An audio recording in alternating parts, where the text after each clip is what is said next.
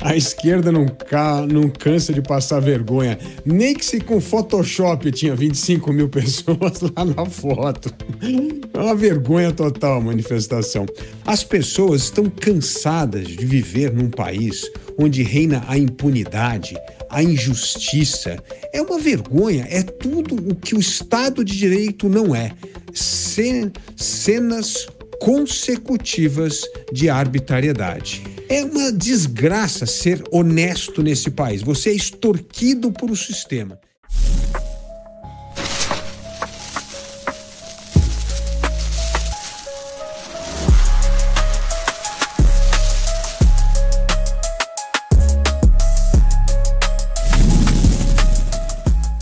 Você, Dávila, como avalia, primeiro, a manifestação realizada pelos apoiadores do governo, defendendo o posicionamento de que é preciso cancelar o PL da anistia, se colocando de forma contrária ao PL da anistia, defendendo a detenção do ex-presidente Jair Bolsonaro e cálculos bem diferentes, né?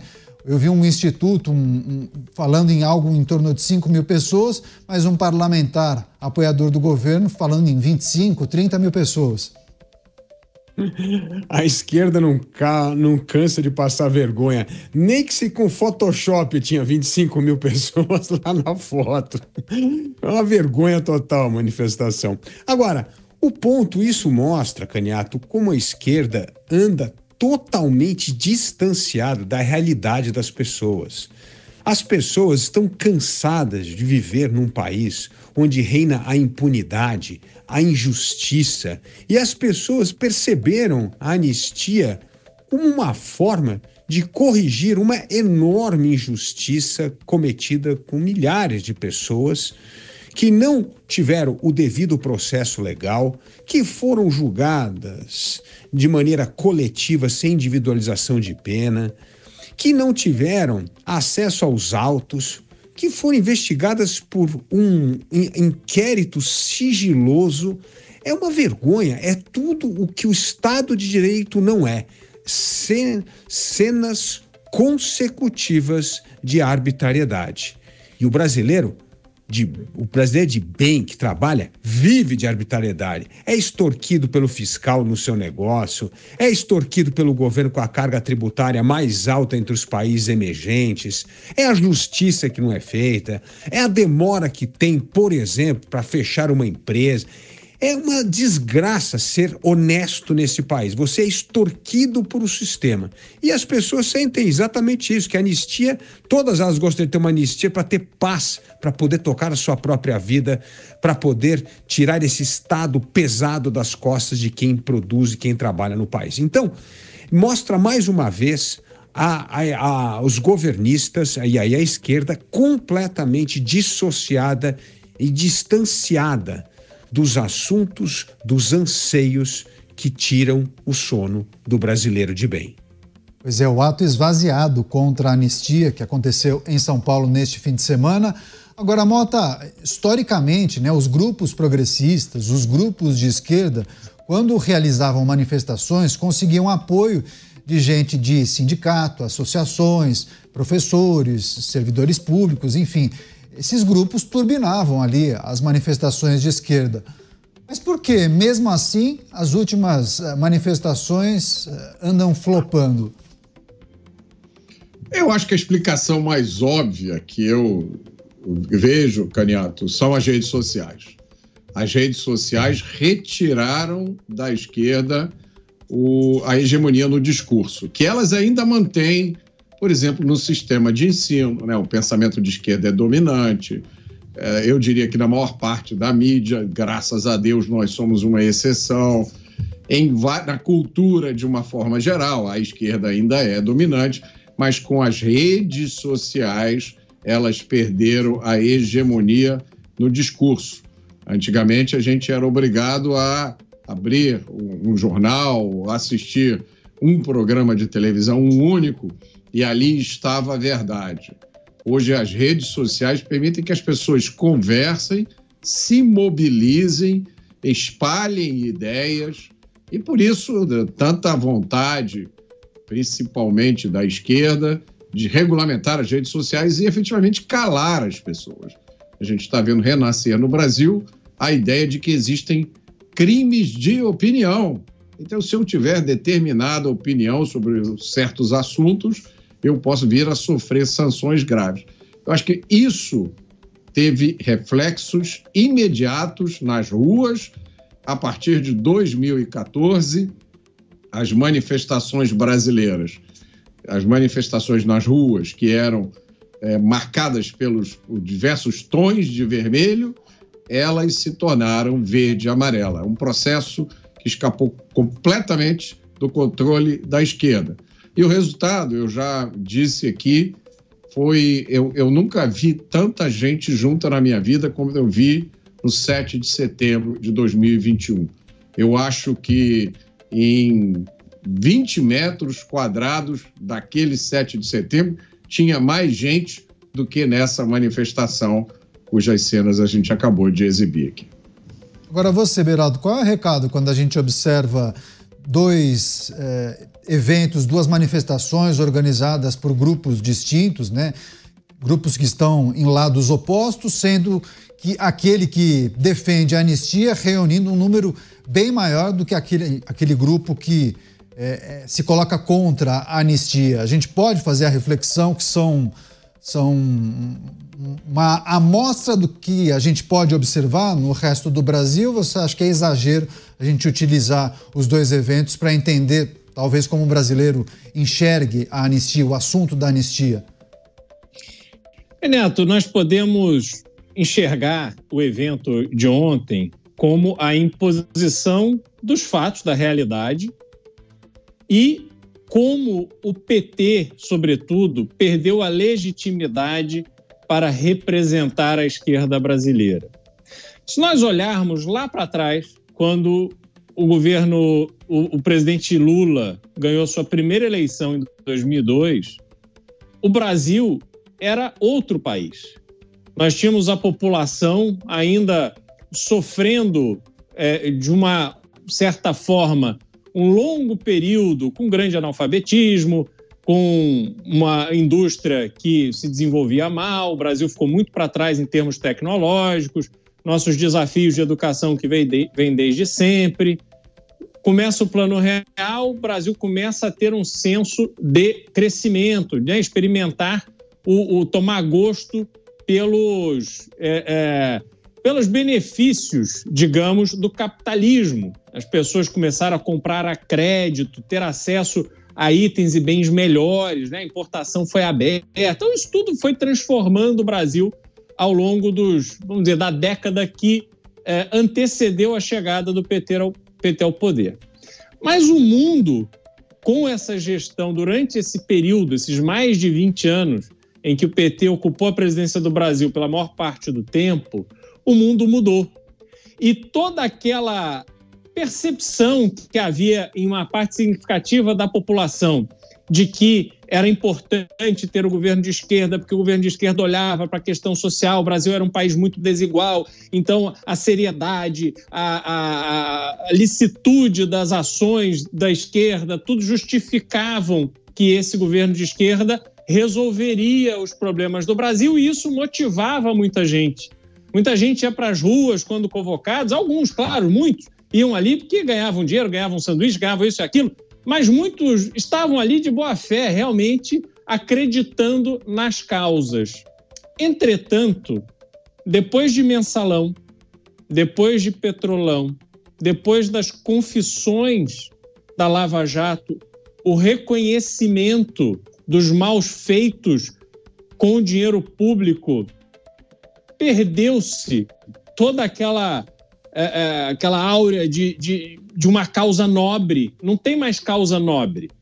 Então, quando você olha toda a transformação do mundo e a perda de legitimidade dos representantes maiores da esquerda brasileira em defender as suas bandeiras, a população se retrai. Ela não está a fim de ir para a rua, nem defender o governo e nem de reconhecer que é certo que centenas de pessoas que não tiveram o devido processo legal e estão sendo condenadas a penas elevadíssimas diante dos atos que cometeram justificam que essas pessoas sejam contra a anistia quando há ano, sei lá, 2 décadas, 3 décadas, estavam elas lá pedindo anistia para esses que estão no poder. Então é tudo muito confuso e isso faz com que se perca a legitimidade. É uma demonstração daquilo que Edinho Silva, ex-prefeito de Araraquara e candidato à presidência do PT, disse, que o PT não consegue reunir, se não me engano, ele usou o número de 20 mil pessoas na rua. 10. Ele falou, a gente tem que suar sangue para colocar 10 mil na rua. 10 mil. Pois é, suaram sangue e não conseguiram. Então, o Edinho Silva é que está certo. Bem lembrado, falamos disso inclusive na sexta-feira. Edinho Silva, um dos prováveis candidatos à presidência do PT. Agora, Dávila, o Mota bem lembrou, eu acho que até essa minha colocação tem a ver com essa reflexão do Beraldo, mas a gente pode olhar para o outro lado da moeda também, né? Porque o Mota lembrou bem do ano de 2021, que ele participou do ato de 7 de setembro, e o Mota disse que nunca tinha visto tanta gente reunida lá no Rio de Janeiro, talvez uma manifestação até maior do que as festas de Réveillon. Bom, mas esse cenário mudou, né, Dávila? E mudou para os dois lados, né? Eu acho que nós estamos observando manifestações, passeatas e reuniões com um número muito mais modesto de participantes. E aí eu te pergunto, Dávila, o brasileiro está cansado? Ele está cansado do quê? Da polarização? O brasileiro está cansado da polarização e de uma economia que não cresce há mais de 30 anos. O Beraldo fez um ótimo histórico no que foi essa degeneração do apoio da esquerda. Mas se a gente olhar para trás um pouco assim, esse nacional-estatismo que tanto a esquerda como a direita no Brasil abraçaram como modelo principal de 1930 até 1980, nesse período o Brasil cresceu 7,5% ao ano, durante 30 anos. Então ninguém questionava o modelo, o Brasil estava crescendo, todo mundo falou, com Estado, sem Estado, mercado, sem mercado, não importa. E os liberais, como dizia o próprio Roberto Campos, cabiam numa Kombi, aqueles que defendiam abertura de mercado, descentralização, né, abertura econômica. Essa turma aí não tinha muita voz, né, porque esse Estado fez com que o Brasil crescesse em média 7,5%. Nós éramos o tigre asiático da época. Mas de 1980 para cá, a economia parou de crescer e não cresce mais. Nós temos esses pequenos voos de galinha, mas a economia está absolutamente estagnada. E aí o que acontece? Isso é gente que está com 30, 40 anos. É gente que nasceu, cresceu no Brasil, nunca viu a economia crescer. Só escutava o pai, o avô falar, na época do Juscelino a economia crescia. Eu saía da faculdade, conseguia abrir meu escritório, comprar minha casa própria, comprar meu carro. Isso não existe mais. Então, misturou essa indignação com a corrupção, com tudo isso que o Beraldo bem colocou, com essa estagnação econômica, a ausência de perspectiva futura, a ausência de esperança que o dia seguinte vai ser melhor, que se eu ralar agora eu vou me dar bem daqui a pouco. Isso não existe mais no Brasil de hoje. E aí vem esse questionamento do modelo de Estado que nós temos. Por isso que hoje nós temos uma população muito mais alinhada com a direita, que entende que esse Estado gigantesco, ineficiente, caro e corrupto não traz nenhum benefício. Nós trabalhamos de janeiro a maio para pagar imposto, e aí de junho até o fim do ano nós estamos pagando o serviço privado porque o serviço público é muito ruim. Aí chega em dezembro, sobra um negocinho de nada para comprar um brinquedinho de plástico pro filho da gente no Natal. Essa é a vida do brasileiro hoje. Essa vida não tem perspectiva nenhuma de melhoria. Então, esta movimentação das pessoas para rever o modelo de Estado que trouxe a corrupção, a impunidade, um Estado caro e ineficiente e baixo crescimento econômico, porque, olha, Caniato, se a economia crescesse 7% ao ano, ninguém estaria questionando o nacional-estatismo.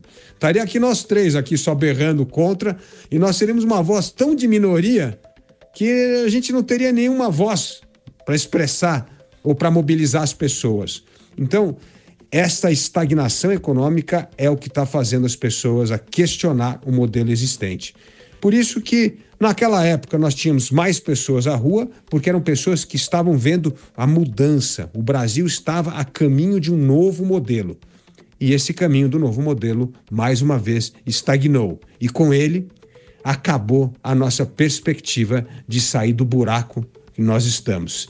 mais de 30 anos de estagnação econômica. E essa geração de jovens não tem uma perspectiva muito favorita daqui para frente, a não ser que em 2026 nós consigamos mudar o destino do país mais uma vez por meio do voto. Para além das questões econômicas, Mota, você acha que a mobilização da direita, o poder de mobilizar os entusiastas do neoliberalismo, também dos modelos mais conservadores, você acha que a gente tem acompanhado um enfraquecimento nos últimos anos, também por conta desses últimos episódios? É aquela sensação da pessoa que fala, eu não vou porque eu sei que as coisas podem mudar no meio, a regra não está bem definida, se eu for e se eu não for não vai adiantar nada. Você acha que tem um pouco dessa incredulidade sobre o que está acontecendo e a pessoa acaba ficando desanimada e nem vai? Eu não vejo muita novidade, Caniato, entre o que está acontecendo hoje no Brasil e o que sempre aconteceu. Eu nunca vivi no Brasil, com a possível exceção da época em que Jair Bolsonaro era presidente da República e Paulo Guedes era o ministro da Fazenda e tinha uma equipe espetacular, com a possível exceção desse período, eu nunca vivi no Brasil uma época em que as pessoas dissessem que maravilha de país. Tá tudo ótimo. Emprego de sobra, inflação controlada, segurança pública tranquila, futuro brilhante pela frente. Eu, quando me formei em 1984, as palavras que eu mais ouvia eram crise, desemprego, não tem oportunidade. Eu, logo que me formei, percebi, eu tenho que ir embora do Brasil, porque aqui nesse país não tem futuro. Isso foi o que eu sempre vi. Escândalo atrás de escândalo. Não tem nenhuma, não há nem criatividade nos escândalos. Eles são exatamente os mesmos, eles se repetem. O que a gente está vendo agora, que é um elemento novo, é a mistura de justiça com política. Mas eu, às vezes, me pergunto se a gente realmente está vendo um elemento novo ou se é simplesmente uma coisa que sempre existiu, mas a gente não tinha como saber que ela estava acontecendo. Eu só vou discordar aqui do Dávila, porque eu acho que a questão econômica é um elemento. Eu acho que há dois outros elementos fundamentais, principalmente para quem tem filho, para quem tem uma família para cuidar. O segundo elemento é a criminalidade. A economia, lógico, né? Você quer que o seu filho tenha uma profissão que ele consiga ganhar dinheiro e se sustentar. Agora, a criminalidade chegou há muito tempo, a níveis insuportáveis. Em 1989, eu saí do Brasil para ir trabalhar no Banco Mundial. Uma das principais motivações para isso foi a situação de criminalidade. Isso em 1989. Nós estamos em 2025. Há áreas do Brasil dominadas pelo narcotráfico, nas quais, para a polícia fazer operação, ela tem que avisar com antecedência, pedir permissão. E o terceiro aspecto, Caniato, é o aspecto moral. Não está muito em moda falar isso, tem gente que não reage muito bem, mas a degradação moral da nossa sociedade nos seus aspectos mais básicos. Eu não falo de coisas abstratas, eu falo de coisas concretas. Não tem um final de semana aqui no Rio de Janeiro que você não vá numa praia, no final do dia esteja um monte de lixo lá. É como se fosse um aterro sanitário. Eu levo meu saquinho plástico, saio catando lixo, que eu não consigo ficar sentado no meio do lixo. As pessoas me olham como se eu fosse um ET. Não tem um dia que eu não chegue na praia de manhã cedo para caminhar, para andar, que não tenha alguém fumando maconha ou usando alguma droga pior. A nossa cultura é voltada para a glorificação de comportamentos autodestrutivos. É isso que a gente glorifica. A gente aplaude essas coisas. São essas coisas que dão dinheiro. Os artistas, né, os intelectuais, eles promovem coisas que vão levar os nossos filhos a ter uma vida frustrada, pobre e até perigosa. Então, eu acho que são essas três coisas que mexem com as pessoas. Me desculpe discordar, não acho que essa tal polarização esquerda e direita são consequências dessas coisas que eu estou falando. Porque quando você vê os políticos de esquerda fazendo o que eles podem para impedir que os bandidos sejam punidos, de que lado uma pessoa que tem o mínimo de raciocínio vai ficar? Quando você vê os políticos de esquerda fazendo tudo para glamorizar e até incentivar o uso de drogas, de que lado você vai ficar? A maioria das pessoas, eu digo isso com conhecimento de causa, a maioria das pessoas do povo que são de direita, elas não são de direita porque estudaram e entenderam profundamente o conservadorismo, ou o liberalismo, ou o libertarianismo. Elas são de direita porque as pautas que a direita defende são as pautas que ela sabe que são necessárias para a sobrevivência dela. Então, para a gente evoluir, a gente não precisa resolver essa questão de esquerda e direita. A gente só precisa ter coragem de dizer, olha, esse tipo de comportamento que é apoiado, reproduzido, isso vai levar as pessoas à miséria. Você entra na escola, o seu ensino é uma porcaria, você recebe todo dia a mensagem de que consumir droga é bom, e ainda vem o governo e te diz, olha, só para você ficar aí na sua escola, eu vou te dar uma grana. Que futuro tem esse país? A gente vai trazer daqui a pouco bastidores da anistia e o debate no Congresso Nacional. Deixa eu só passar para o Dávila arrematar, porque como o Mota fez uma consideração em cima do comentário do Dávila, nessa lista de insatisfação do brasileiro, o Dávila mencionou a questão econômica, talvez como a preponderante. O Mota acrescentou mais alguns temas. Talvez você queira fazer um comentário em cima do que disse o Mota, só para a gente fechar esse capítulo, Dávila. Não, os temas que o Mota colocou, sim, são esses temas que tiram o sono do brasileiro. Mas o fato é que quando a economia cresce para valer, até esses temas de extrema importância são relativizados. Bom, o Mota falou que se formou em 84, eu estava estudando nos Estados Unidos nessa época dos anos 80, tinha essa degeneração moral igual hoje, era droga em todo lugar, era um consumismo danado, era um negócio de um mata o outro para chegar ao topo da pirâmide, aquele filme do Gordon Gekko, lembra aquilo? Era aquilo lá. Mas o que é o problema? A economia que estava crescendo, está crescendo, todo mundo releva as outras coisas. Por quê? Porque a perspectiva de ganhar, crescer, criar o próprio negócio, se dar bem, né? Tem uma vontade de crescer, de progresso, que, na verdade, relativiza outras coisas. Nova York, nos anos 80, era controlado pela máfia. A cidade de Nova York era um desastre, né? Só melhorou quando o Giuliani depois foi prefeito, já era nos anos 90, nos anos 80 era um horror, tinha lixo, Mota, em cada esquina tinha pilhas de lixo, que nem essa na praia aí, Ipanema, aí que você vai, cara, era um negócio impressionante, mas a economia crescia, era o Reagan, era amanhã de novo nos Estados Unidos, o mundo bombando, crescendo. Então eu entendo esses problemas que o Mota falou, seríssimos, a gente precisa resolver, mas tudo isso é muito agravado por uma perspectiva econômica ruim, né? Uma economia estagnada agrava o problema da violência, agrava a questão moral. Então eu entendo, ou o Brasil foca nessa agenda de retomada de produtividade, competitividade, crescimento econômico, e aí nós temos que fazer todas essas mudanças no Estado brasileiro que sufocam a produtividade e o crescimento, ou a gente não vai sair desse atoleiro, nós vamos continuar crescendo de maneira baixíssima e nós vamos continuar vendo os jovens bem formados, assim como o Mota, sonhando ir embora do Brasil, porque vai fazer o quê aqui? Vai ficar aqui fazendo o quê?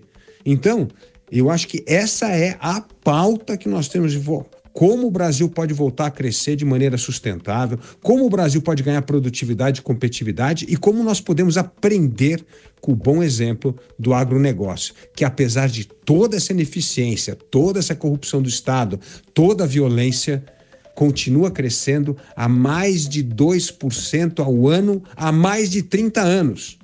Por que existe um fenômeno desse no setor da economia e não acontece nos outros? A gente tem que aprender e assim fazer com que o Brasil volte a ser o país da esperança para as próximas gerações. Um asterisco no rodapé, o Dávila mencionou o Gordon Gekko, personagem do Michael Douglas do filme Wall Street, de 1987. Exatamente. O Michael Douglas ganhou o Oscar, inclusive, nesse filme dirigido pelo Oliver Stone. Mota, como o Dávila trouxe outros aspectos, mas destacando se a economia vai bem, o pessoal até acaba esquecendo dos problemas. Quer trazer sua reflexão só para a gente fechar essa discussão aqui? Depois a gente tem outros elementos e eu passo para o Beraldo, inclusive, na sequência. Quero sim, o Dávila tem razão parcialmente. Ele usou Nova York para representar os Estados Unidos. Nova York não é Estados Unidos. Se você for a Nova York, a São Francisco, Los Angeles, Miami, essa não é a realidade dos Estados Unidos como um todo.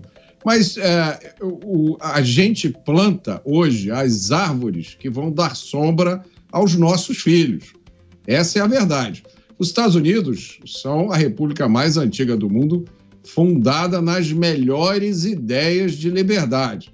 Às vezes, os governantes lá se perdem, acontece um problema ou outro, mas o software que move os Estados Unidos, né, o aplicativo que roda na cabeça dos americanos, é mais ou menos o mesmo. Aqui no Brasil, a gente não tem a tradição de liberdade, de autonomia, de empreendedorismo.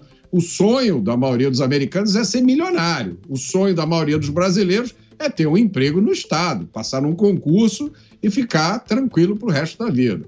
Então, eu acho que economia, se a gente focar só na economia, a gente perde a batalha da cultura e lá na frente a gente perde tudo, inclusive a economia.